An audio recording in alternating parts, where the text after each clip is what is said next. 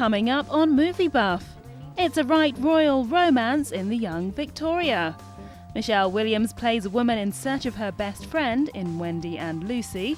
And get ready for one of the most hotly anticipated comic book movies, it's Watchmen.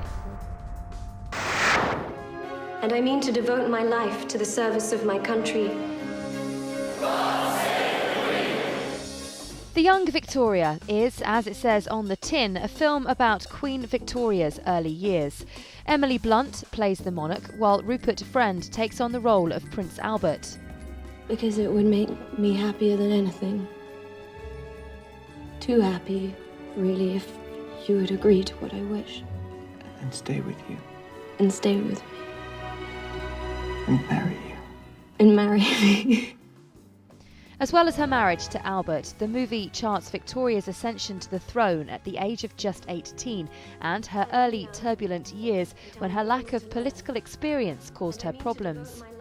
Emily enjoyed getting her teeth into such a meaty role.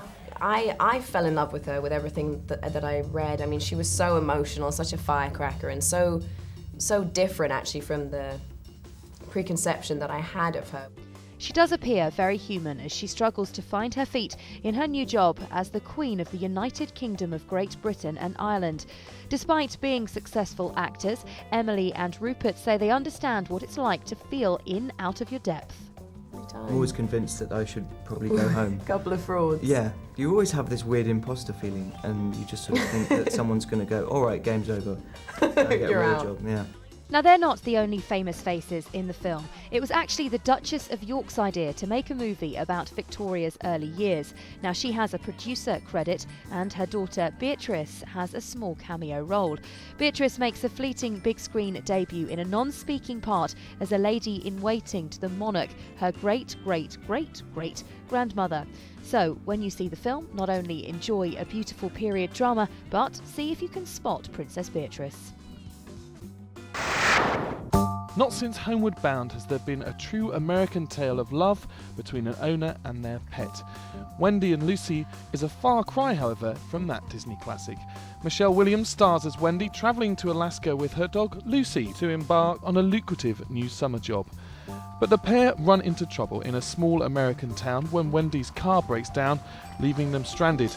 And after being caught shoplifting, Wendy is arrested, leaving Lucy tied up in the streets. And when she returns, her canine pal is missing.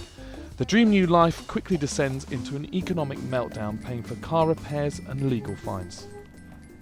Stumbling across the kindness or cruelty of strangers in this unknown town, Wendy and Lucy is a look at rural America and the relationships between different generations and the dying concept of community. With too little interaction of Williams' character with anyone else, including Lucy, the film doesn't have the poignancy the cinematography deserves. Where are you? It seems to be stuck between a short film and a feature, but on the positive side maintains the beautiful simplicity of the short throughout, and despite not engaging its audience, Wendy and Lucy as a visual and audio spectacle is enthralling. Lucy?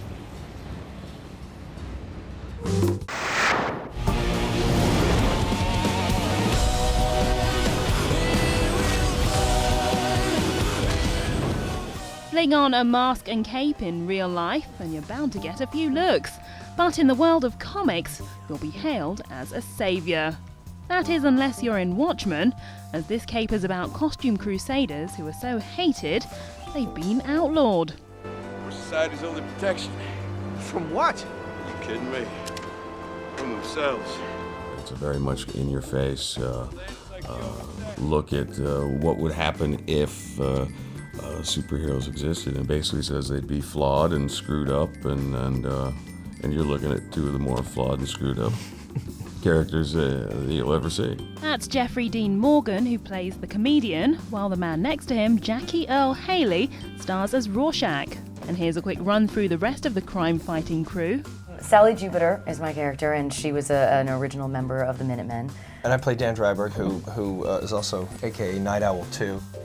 And then there's Laurie, who was forced into Silk Spectre 2, forced into it by her mother.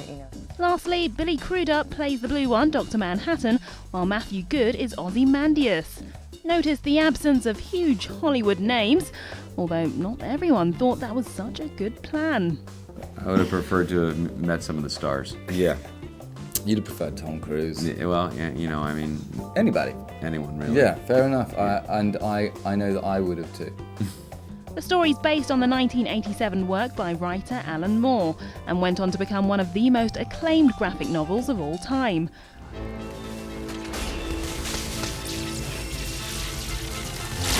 For many years it was thought to be unfilmable. That was until 300 director Zack Snyder got his hands on it. It is a bit daunting, but on the other hand, you know, I'm pretty wildly enthusiastic for the material, so it's what you dream about when you're, you know, a kid reading comic books, that you'd be making a comic book like this into a movie, so it's a pretty interesting experience. Set in an alternate 80s reality where Nixon is still president, it sees the out-of-shape vigilantes dusting off their latex to investigate the murder of one of their own. An attack on one is an attack on all of us. It differs in other respects from Spider-Man, Batman and the rest due to the level of gore and sex. Meaning, sorry kids, it's rated 18. You know, that was the thing, is to not back off on what it actually is, so it's not done for the sake of, you know, being gratuitous or, you know, sort of for shock value. It's like, sort of everything has the ramifications it needs to have that it has in the graphic novel, otherwise it wouldn't have the resonance that it needs to have, you know. All in all, it sticks as close as it can to the original comic, but in many ways that lets it down, as despite some standout action scenes and special effects, it feels too crammed full of ideas and does drag in some places. But I'm willing to bet that they're onto a winner either way, as die-hard fans have been waiting around 20 years for this feature, so will no doubt be running to their local multiplex to see if it does leave them with a smile. Let's go!